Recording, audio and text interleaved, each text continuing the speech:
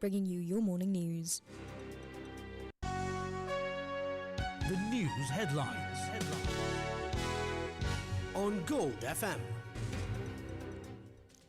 In your news headlines, second gunman arrested in Akuragura lawyer murder case. Detention orders for suspect in killing the drug informant assassination plot.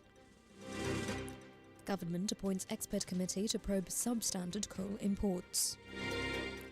In sports news, Sri Lanka faces New Zealand in T20 World Cup clash. And in news overseas, Trump prepares for State of the Union address. The top story on Gold FM.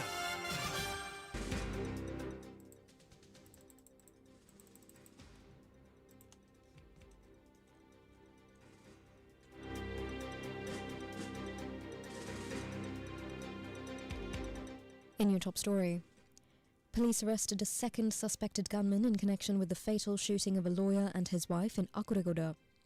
Acting on a tip-off, Monoragala police apprehended the suspect yesterday while he hid in a deserted house in the Hulandava area. The arrest follows the detention of the first suspected gunman, a 46-year-old former army soldier known as Mahasohun Kalu, who currently remains under a 90-day detention order. The investigation into the killings of lawyer Buddhika Malavarachi and his wife has led to the arrest of 6 individuals so far. Authorities previously released photographs of the second suspect to the public to assist in the manhunt. The suspect is currently undergoing interrogation at the Monoragala police station as detectives piece together the motives behind the double homicide. This is the local news on Gold FM. Authorities received permission to detain and interrogate a suspected gunman for 90 days under the Prevention of Terrorism Act following a plot to kill a police informant. The Western North Crime Division arrested the suspect in Ratnapura, uncovering a plan to assassinate the individual who assisted in a 4 billion rupee drug bust in the Kirinda Andagallavilla Sea area. The suspect, a resident of Yakkalmulla and a former army soldier, allegedly acted on instructions from drug traffickers Angura Priyankara and Ruben, who currently reside in Dubai. Investigations revealed a chilling plan to kidnap and shoot the informant before hanging his severed head at the gate of Assistant Superintendent of Police Rohan Ulugala.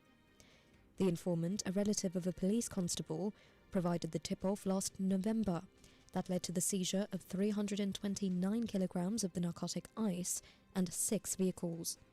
Evidence suggests a military intelligence officer aided the traffickers by visiting the informant's home to verify his identity and sending photographs to the ringleaders in Dubai.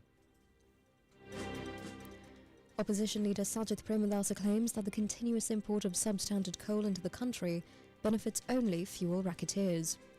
Issuing a special statement on the controversial coal shipments, he called for an immediate investigation by the Public Utilities Commission.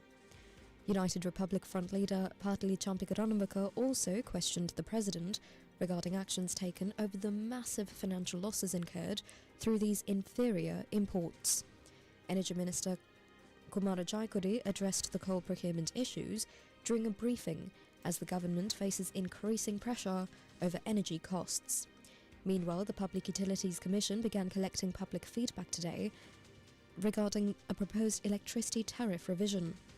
The Ceylon Electricity Board expects a 13.56% price hike, which marks the second tariff adjustment of the year, with written proposals accepted until the 18th of next month. A vessel carrying 3,700 metric tons of gas is expected to reach the island today to address the ongoing fuel crisis.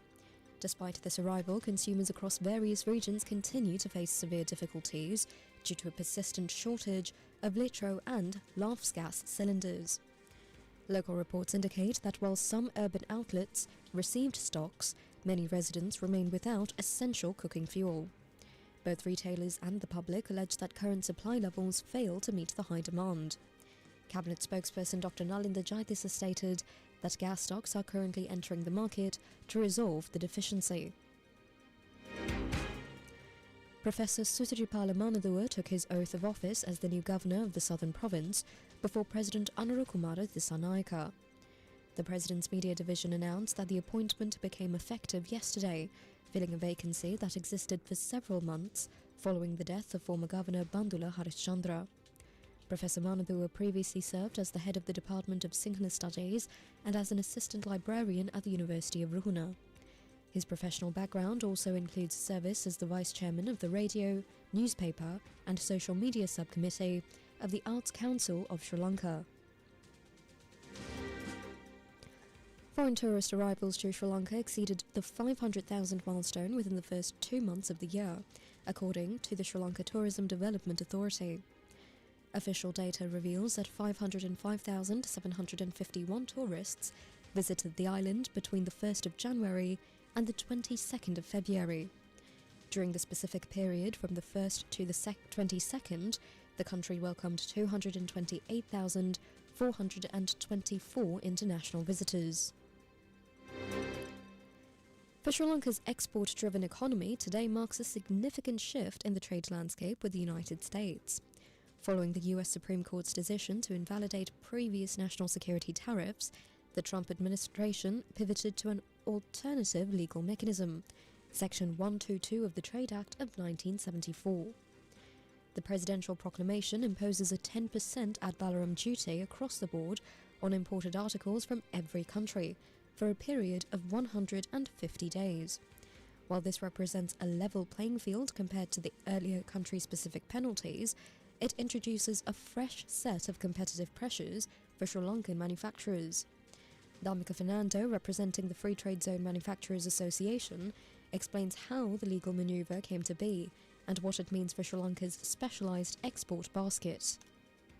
The Supreme Court of the United States has given a determination saying that it is wrong for the President of America to sign that executive order without the approval of the Congress. And by that, this order has been nullified. So the next step President Trump has done is, he has removed that executive order and at the same time has again signed an executive order using another act called Act Section 122 of the Economic Act of the United States, which is also can be used if there is a threat or there is a problem of balance of payment in the United States. So this executive order also can be used only for 150 days, and the president had the prerogative to impose 10% to 15% of duty on imports to the country.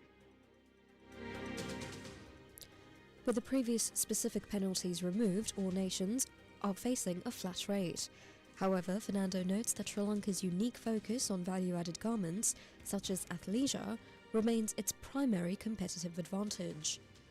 Now what will happen is, one thing is that we are on the same level playing field. But there, the baskets are different. Now actually Bangladesh exports bulk in general apparel garments and things there. But Sri Lanka has been exporting lingerie and value-added garments and athleisure products from Sri Lanka, which is unique to us. Vietnam is, yes, also a competitor. But we are not talking about apparel only. But there are other products also which is going to United States since it is our biggest trading part. So there are wins and losses. But in general, I think we will be competitive anyway. With a 150-day clock ticking, the industry is calling on the government to expedite negotiations with the United States representative to secure a long-term bilateral deal that could exempt Sri Lanka from future broad brush surcharges.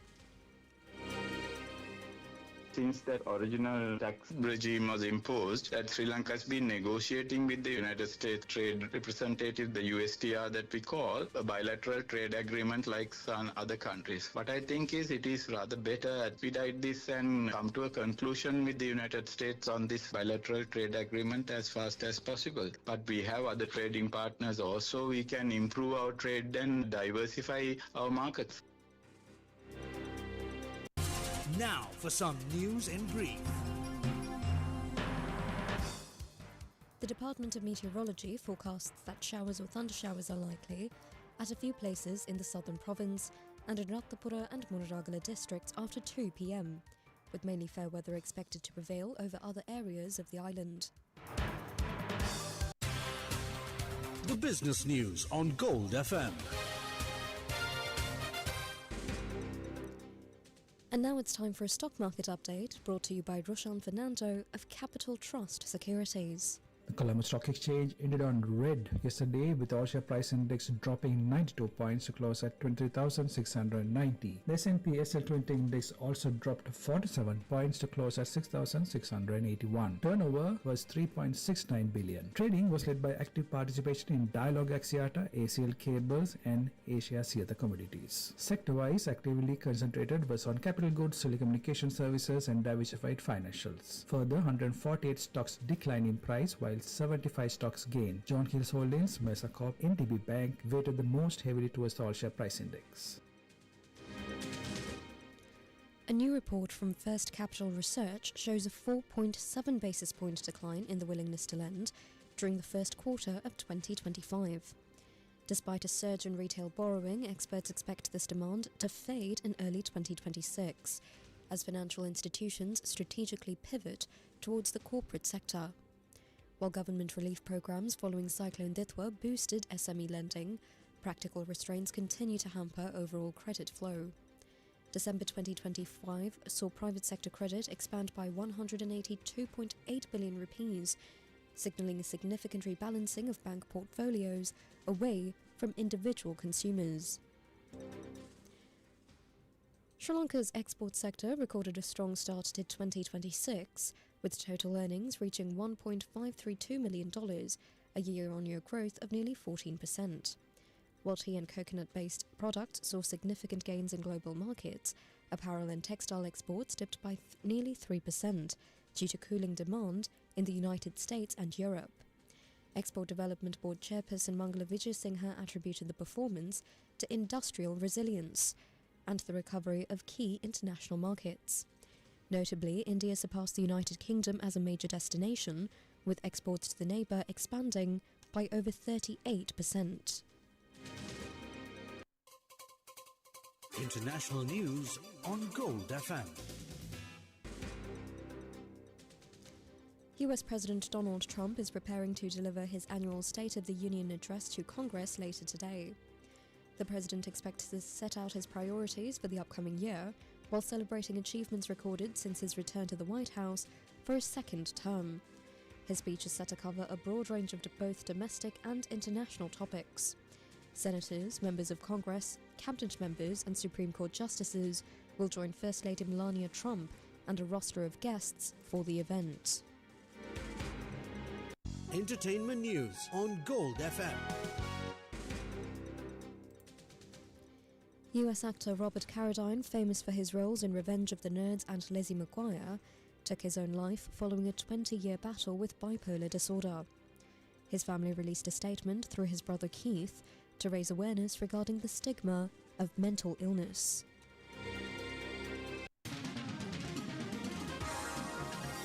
Sports news on Gold FM.